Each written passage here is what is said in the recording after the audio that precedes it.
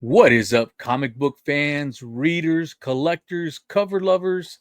Everyone is welcome here at Nerdy Geeks Comics, no matter how you collect. Today is what is today? What is today? Saturday, November the 15th, 2025. And this is going to be my FOC video for Monday, November the 17th, 2025. I apologize. Kind of foggy. My daughter's been sick. That's why there was no new comic book day haul this week. And since she's sick with a upper respiratory infection and strep, that means my wife and I now have strep. So needless to say, I have not had the energy to really do much at all this week, but I got to do this video. I missed out on new comic book day haul. I wanted to make sure I got this out. It's coming out late. I'm sorry. And oh, by the way, Snail Mail Sunday. It's going to be a different type of video because I did try to record it. Again, brain rot from being sick. I had paused it so I could get my boxes all in order. And then when I recorded it and finished the video, I realized I never hit unpause. So therefore, the video never recorded. Everything's been opened up. Everything's been thrown away. So if I do a Snail Mail Sunday video, it's probably just going to be one of those deals where I got the camera facing a wall and I'm just pulling books up and out like other people do. Anyways, just to let y'all know, that's probably what's going to happen with Snail Mail Sunday. Hopefully I can get it recorded because like I said, I'm just exhausted. I have like no energy. But I'm going to get this video done for y'all. Remember how I came in here last week saying I have a problem? I still have a problem, but it got a little bit better. Just a little bit. Not a lot, but a little bit. I was able to cut my books down because otherwise it would have been the exact same number as last week. So it's better, but not good. But let's get to my list.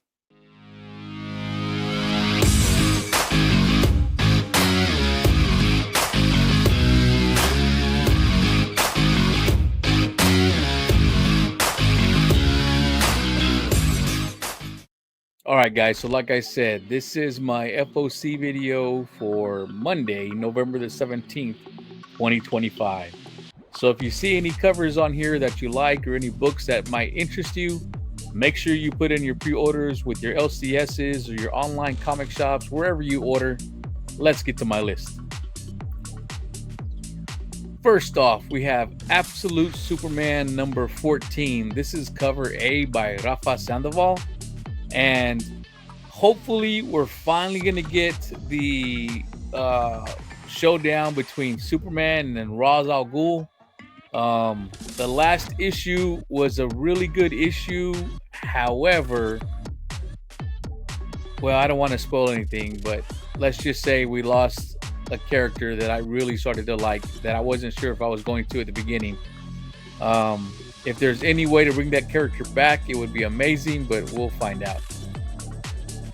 I'll also be getting cover B, the Gerald Perel variant. It's a really nice cover right here, guys. Really awesome artwork. I love the look of Superman here, almost like he's supercharging up. Really nice. So here we have an interesting cover right here. So this is cover D by Nicholas Draper Ivy. And this is a pretty cool variant. But just so y'all know, this variant has changed as of yesterday. So this was the cover that had been showing up for like the last month, I want to say, for Absolute Superman number 14. But as of yesterday, Friday, they changed the cover just a little bit. And here, there you go. So you see the difference? Let me go back and forward again. So you see the difference. They uh they made sure that Superman is modest in this one, which is a big shock to me. I, judging by all the Harley, Ivy, Wonder Woman, Supergirl covers we get, this seems fairly tame. But my guess is that Superman is a character that they don't want to do that to or with. So that's what the change is about. I don't know. I'd be interested to find out why they thought this change had to be done. I did want to show you this. I thought it was interesting that they made this little change to this cover. Next, we have the Amazing Spider-Man number 18. This is, of course, the Lee Bermejo Amazing Visions variant. Another fantastic cover by Lee Bermejo. Just a fantastic cover. We all know, what this is homaging. Great looking cover. There's not much you can say. Bermejo has been killing it with almost every cover. There have been one or two that weren't great, and one I just skipped completely. But this one, he is back on track with a great cover. There's also a 1 in 100 Virgin variant if you want to get that. I'm probably just going to stick with the trade dress. Here we have the Simone DeMeo Winter Break variant, which is a really nice cover right here. I really like this cover. I'm guessing that's Mary Jane. I would imagine that's Mary Jane. I thought it was Black Cat at first, but then I'm like, well, that wouldn't make sense with the Spider-Man. So this is probably Mary Jane. Really nice cover. I like when DC and Marvel do their winter break / Halloween, Christmas variants. Really nice, fun covers. Here we have Batman, Superman, World's Finest, number 46. This is cover B by Chuma Hill. Really nice cover. We have Catwoman and Supergirl right here. Really nice artwork. I really enjoy this style of artwork. Awesome cover. Can't wait to get this one in the collection. Next is Batman, Superman, World's Finest, number 46. This is cover C by Adrian Gutierrez. Really nice cover right here, guys. I mean, it's not, there's nothing fantastic about it, but we all know what's going on here. You obviously got Superman being attacked by Lex in his armor here, and then you have Batman being attacked by the laughing fish from the Joker. Really great comic right here, guys. I really like the references to this. I'm definitely gonna want to add this one to my collection. Next up is DCKO Harley Quinn versus Zatanna, number 1. This is cover C by Jamal Campbell. Really great cover right here. Two of my favorite characters to collect the covers with, put together on the same cover. How could you go wrong? I hope we get a few issues of this so we can get some more great covers. Here is cover D by Mirka Andolfo.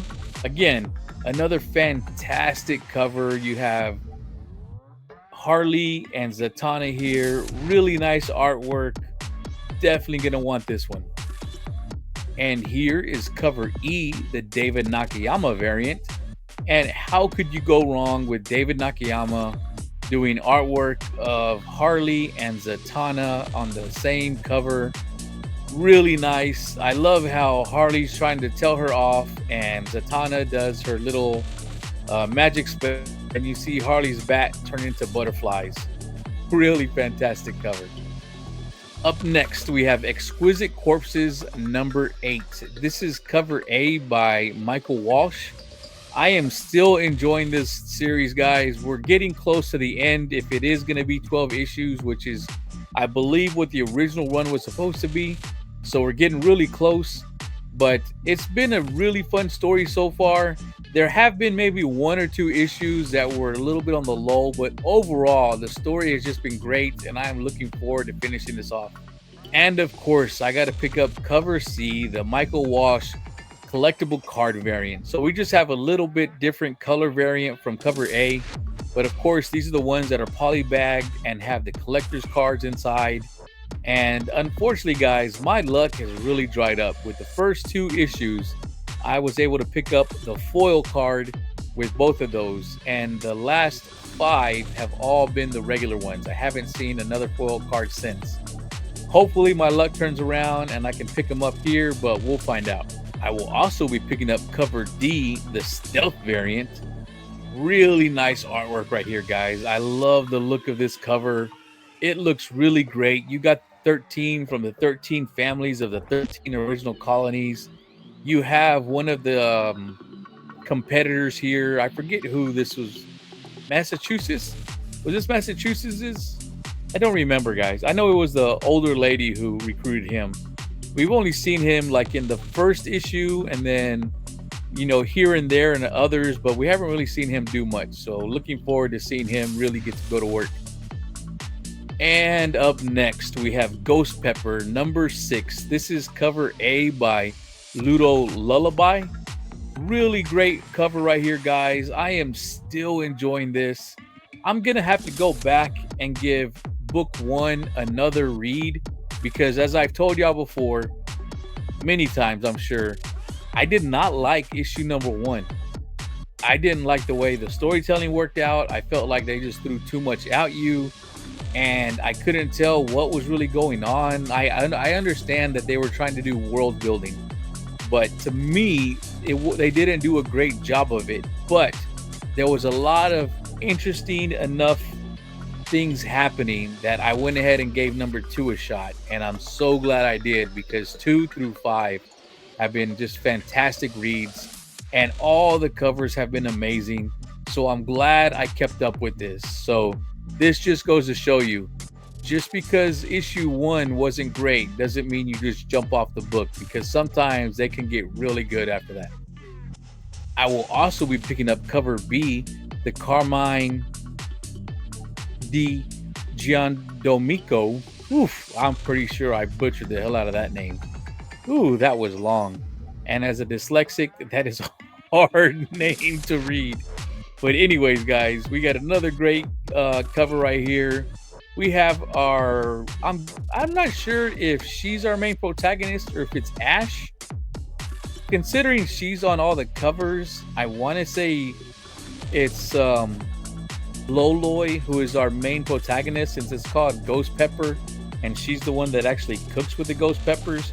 However, Ash does have that, you know, main character quality to him.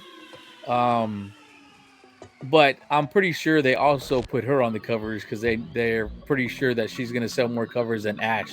Although some of those Ash covers, especially those 1 in 50s, are really nice.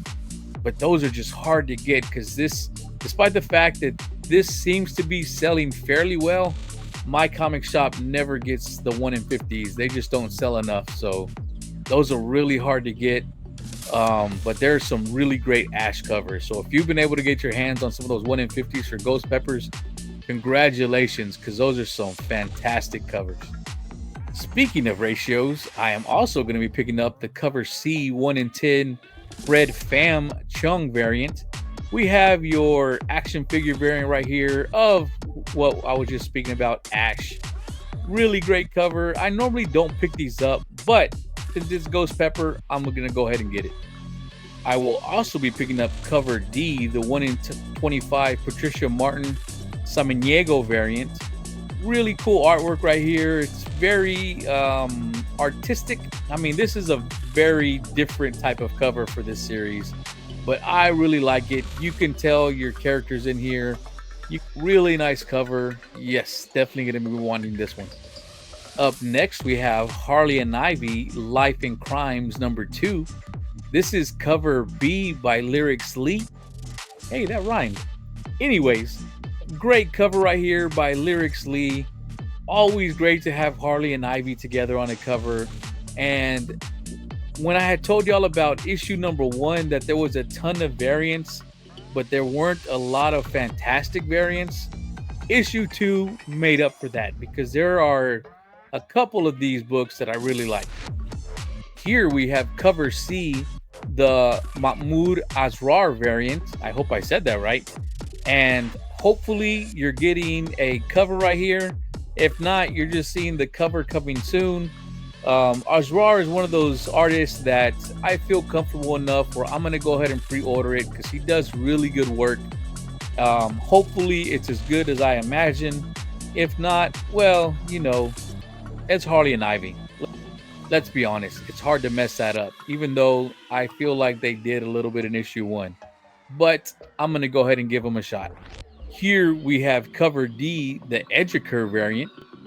Really nice artwork right here, guys. You have Harley and Ivy at a movie theater. You have Harley, of course, being obnoxious as she can be, putting her feet up, hitting the guy in front of her. You have Ivy's vines over there wrapping around the girl who's on her phone. Really nice cover right here, guys. Next up, we have Harley X Elvira number 3. This is cover D, the Ben Caldwell variant. And it looks like we're going to have Power Girl joining the party here. Really great cover right here. I love this this cover. Harley looks awesome right here. Definitely going to be getting this one. I will also be getting cover H, the 1 in 10 Ben Caldwell Virgin variant. Next up is King Spawn number 51. This is cover A by Danny Earls. Really great cover right here, guys. Spawn is not a character that I really collect. I have never read a Spawn issue before, but this cover just looks really cool. You got the graveyard, you got the moon in the background. Really nice, creepy cover. Definitely going to be wanting this one. Up next is Marian Heretic number 3. This is cover A by Jose Jarro. Really nice cover right here, guys. We have our homage to, what is it, the Da Vinci Vitruvian Man? Is that right? I'm getting that off the top of my head. If I'm wrong, let me know. But it's a really nice cover. I did enjoy issue 1. It had some interesting things to it. It wasn't the best story, but there was some interesting aspects to it. And I'm going to continue with the series. I will also be picking up cover B, the Ron Lim variant. Really nice artwork right here, guys. We have our main character in the midst of battle. Looks like she just cut some demon's head off. Nice cover. And yes, I will be picking up cover C, the 1 in 10 Ron Lim Virgin variant, because of course I am. And of course, I'm going to be picking up cover D, the 1 in 15 Jose Jarro Virgin variant, because of course I am. Up next, we have Marvel Winter Break Special number 1. This is cover A by Greg Land.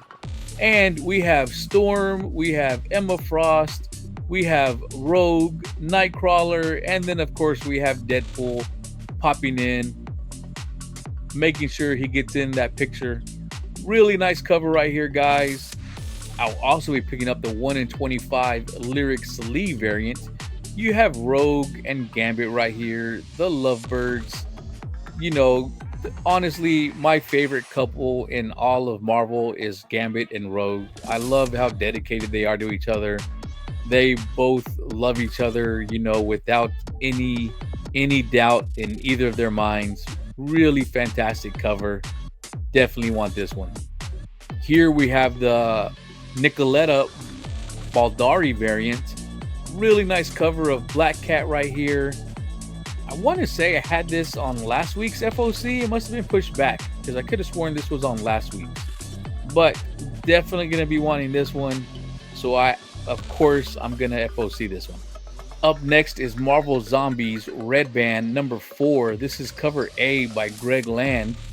We have a really great cover right here of Zombie Cap and Zombie Iron Man facing off. As always, really nice cover. Up next is Planet She-Hulk number 1. This is the second printing by Matteo Lolli. Really nice cover right here, guys. I'm probably going to order a few of these because what I really want is the next cover, which is the second printing of cover A but this one is the 1 in 25 Aaron Cooter Virgin variant. I really like this cover. I did pick up cover A for issue number 1, but this second printing Virgin variant, if you've been watching me, you all know I love to pick up my second printing 1 in 25 Virgin variants. They're hard to get your hands on, but man, whenever they come out, I always try and pick them up. I love all of these. Here we have Sonya Reborn number 4. This is cover A by Stepan Sejic. Really nice cover right here. Now that I'm looking at this, I feel like this might have been on my FOC already. So I'm guessing this got pushed back again because I could have sworn I already had this. But either way, if you didn't see my last FOC, you have a chance to see it right here. Really great cover. And of course, I'm getting cover J, the 1 in 15 Stepan Sejic Virgin variant, because why not? Of course I am. Here is cover B, the Stuart Sager variant. And I want to say the same thing of this one as the last one. Pretty sure I had this one on my FOC already. Again, must have been pushed back. But if you missed it, here it is. Put it on your FOC if you like it. And of course, I'm getting cover I, the 1 in 15 Stuart Sager Virgin variant.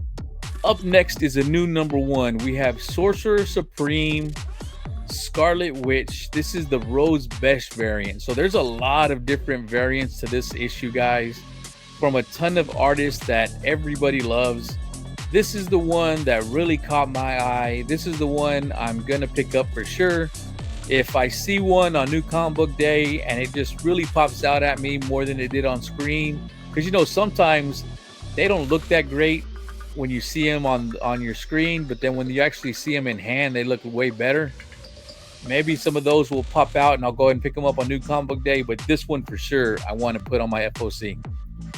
Up next, we have Star Wars number 8. This is the 1 in 25 Nogi-san variant. Really nice cover right here, guys. I hope I'm able to pick this up. I don't know how well this series is selling, but I do know that my LCS really doesn't over order on any books specifically. So hopefully they'll be able to grab this for me. You know, we'll find out, but I definitely want to get this one. Up next is Uncanny X-Men number 22. This is cover A by David Marquez. Really nice cover right here. Hopefully we have a return of Mutina, the character that they really hyped up, you know, a few issues back. And then whenever she popped up, she was basically on one page on a couple panels because she was the star of a movie. And that's it. That's all we got of it. It seemed like she was going to be a real cool character. Like, her character design is great. So hopefully they got enough positive feedback from, you know, fans of the look of the character and wanting to get more, that we're finally going to get a real introduction to this character. I'll also be picking up the Clayton Crane variant with Rogue on the cover. And this one also has a 1 in 50 Virgin variant. So if you want that, go grab it. But this one to me is not bad because the trade dress is down and away, not blocking the artwork in any significant way. So I'll be fine with this one. I will also be getting the Ji Hyung Lee variant with Rogue and Gambit on the card. Really nice cover right here, guys. You have Rogue, the yin and yang of the X-Men. Not really, but you know, Rogue and Gambit should always be together. Really nice cover, and I love how they did this on the trading card, on the playing card. Here is a Simone DeMeo X-Men trading card variant. You have Gambit right here. Looks like he's spinning his staff, you know, flying through the air, throwing some cards. Really nice cover. There's not a ton of great Gambit covers, but this one is really nice, and I'm definitely going to be getting it.